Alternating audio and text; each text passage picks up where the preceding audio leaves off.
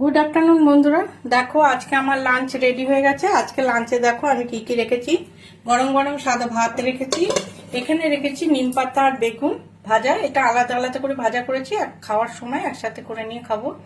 এখানে রেখেছি সজনে ডাঁটা, কুমড়ো, বেগুন, আলু দিয়ে সর্ষে আর পোস্ত দিয়ে একটু চচ্চড়ি মতো, এটা কাঁচা লঙ্কা দিয়ে করেছি।